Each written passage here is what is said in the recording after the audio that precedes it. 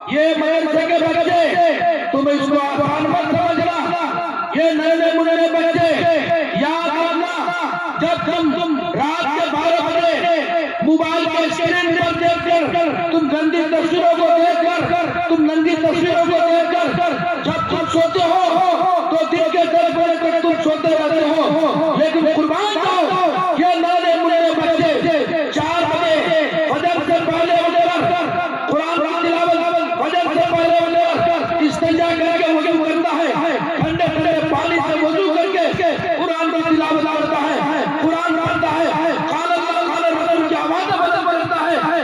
میں کہتا ہوں کہ اگر یہ قرآن پڑھنے والے حدیث پڑھنے والے دنیا میں موجود ہوتے تو دنیا کا نظام نہیں چلتا۔ ان کا احسان ہے بچوں کا کہ آج آپ علیہ السلام کرتے ہیں، وقت پر سورج نکلتا ہے، وقت پر سورج اٹھتا ہے، انہی علماء کرام اور حفاظ دیدار کی برکت ہے۔ اس لیے میرے نوجوانوں، تم کسی عالم کا یا کسی حافظ کا مذاق مت بناؤ۔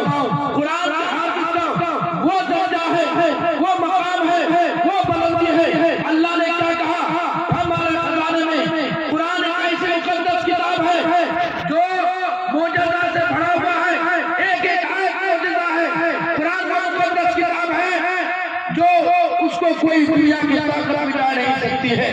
اس لیے میرے ساتھیوں، قرآن کا احترام کرو، قرآن پڑھنے والے کا احترام کرو، عالموں کا احترام کرو، حدیث پڑھنے والے کا احترام کرو۔ آج کیا ہو گیا کہ اگر کوئی حافظ ہے تو اس کی تنخواہ کتنی ہونی چاہیے؟ 8,000 5,000 6,000، اور کوئی انجینئر ہو تو 40-50 لاکھ سے اوپر بات کرتے ہیں۔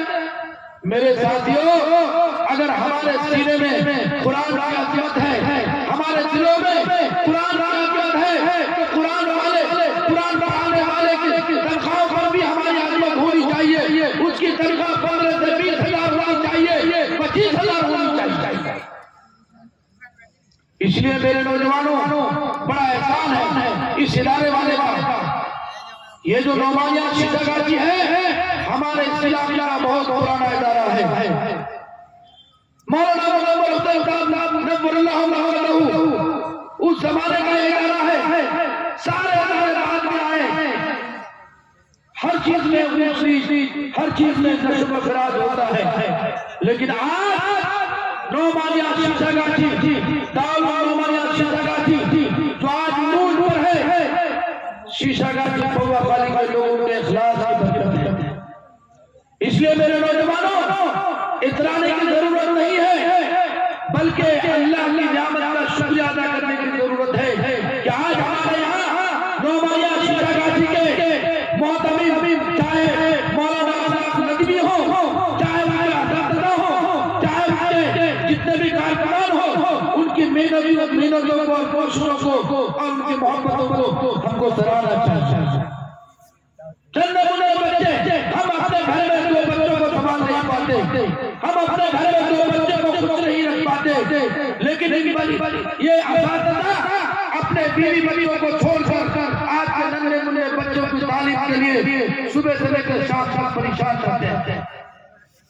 ان کے کھانے کا انتظام کرنا، ان کو سونے کا انتظام کرنا، ان کی تمام سہولتوں کو فراہم کرنے کی کوشش کرنا، ان اساتذہ کی بڑی محنت کا نتیجہ ہے۔ آج اسٹیج پر بیٹھ کر جب کوئی بچہ قرآن پڑھتا ہے اس کی تعریف ہوتی ہے، جب کوئی بچہ نظم پڑھتا ہے اس کی تعریف ہوتی ہے۔ دراصل یہ ہے کہ یہاں کے اساتذہ، یہاں کے محتمین صاحب کی محنت کا نتیجہ ہے کہ آپ کا بچہ قرآن کی تلاوت کرتا ہے، بہترین انداز میں تجوید کے ساتھ آپ کا بچہ نظم کرتا ہے، ترتیب کے ساتھ۔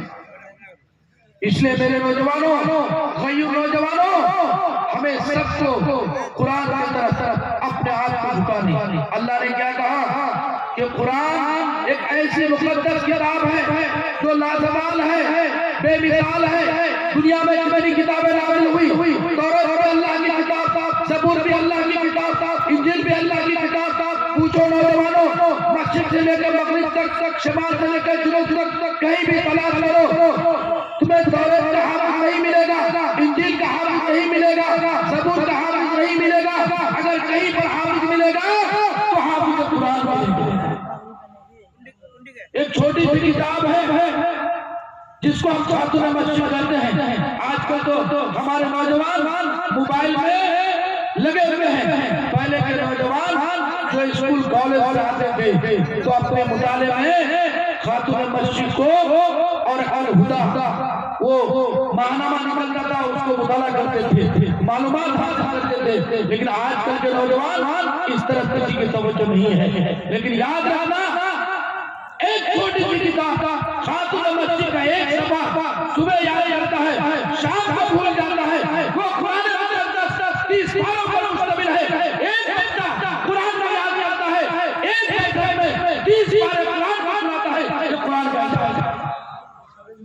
کوئی کتاب دنیا میں نہیں ہے, دنیا میں کوئی ایسی کتاب نہیں ہے جس کو ایک بیٹھک میں بغیر کسی غلط کو سنا دے. وہ صرف قرآن ہے.